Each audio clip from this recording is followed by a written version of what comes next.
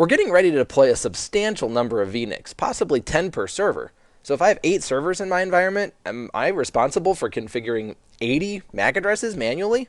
Fortunately, Cisco gives us a tool to deal with this. It's called resource pools. In this nugget, we're going to explore exactly how they work and how to configure them. If you're unfamiliar with the concept of resource pools, be sure to check out the UCS Basic Networking skill, where we go over them in more detail. Now, to create our networking resource pools, we need to be on the LAN tab, and here I've collapsed everything down, and so we want to take a look at the pools subcategory, expand that, and you see that we have 2 different types of pools. We have IP pools and MAC pools. Now, the IP pools further subdivide into 2 different types of pools, which we'll get into, but as far as the MAC address pools are concerned, we can see that there is a MAC address pool default that's already been predefined for us. This pool is actually empty. If we click on it, we see that there are 0 MAC addresses in it. Typically, it might be best just to remove the default pool. There's no real reason for us to have it. We want to be very intentional with our configurations.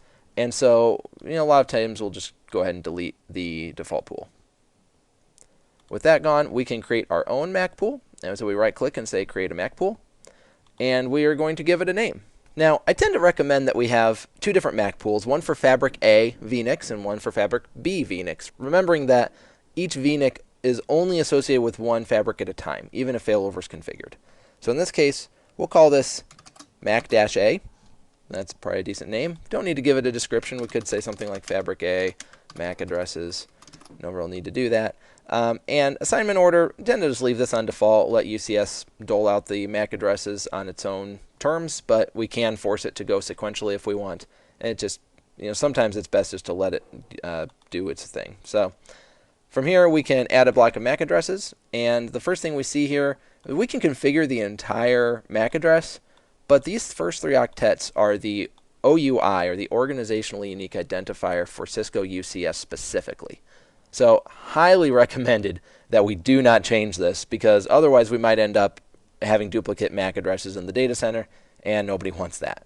So again, keeping in mind that this is a Fabric A MAC address pool, I might want to make this AA or some indication that this is Fabric A. So, and then the amount of MAC addresses, hey, sky's the limit here. Well, not really. Actually, we only have so many MACs we can do here, but we'll say 1,000 MAC addresses. Say OK.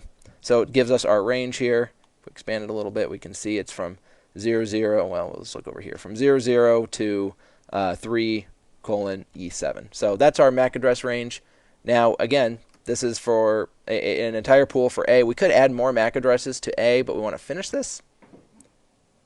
And so we've created MAC A pool, and we're going to do the same thing, MAC-B, and won't give it a description. Add a MAC range. We'll call this octet BB this time. Also make it 1,000 so it matches, and hit finish. And so now we have 2 separate MAC address pools that we can assign to the VNICs when we create them. And what I like having about 2 different MAC addresses is that now we can look at a MAC address and know exactly whether it's on Fabric A or Fabric B. Looking at it from the hypervisor perspective or on the network, it doesn't matter. We know where that MAC address came from. Now, let's take a quick look at IP pools. So we'll expand IP pools, and we do see that we have 2 different pools in here. We have iSCSI initiators, which is storage related, and we'll cover that in another session. But we do have this IP pool external management. And what that means is that in order to manage these servers remotely, we need IP addresses associated with them. So that covers attachment via the KVM over IP. And we definitely want to create a block of these addresses. So most cases it's going to be IPv4. We might find that we're have an IPv6 environment. That's fine. And so this is going to be totally customizable based on your environment. So whatever your management IP address is. But here's the key. Whatever we're attaching to from a UCS manager perspective, this really needs to be on the same subnet as that. So if my UCS manager IP address is 10.1.1.1 and maybe it's a /24, I would want to make this, maybe we'll start this at 100. It needs to be on the same subnet because accessing the KVM over IP and accessing these servers out of band goes through the management interface. It's very important. So we can make 10, 20 of these. We do typically want to make sure we have 2 per server. UCS will use 2 per server. So if I have 8 servers in my environment, I'm going to make their 16 IP addresses. We don't really need DNSs on these. Default gateway is a good idea, though. So maybe it's 10.1.1.254. We're making up numbers for this example. So now we have an IP pool for external management, and we can access the servers once we spin them up. Resource pools save us the time and effort it would take to manually assign MAC addresses to every VNIC in the environment, as well as IP addresses for server out-of-band management.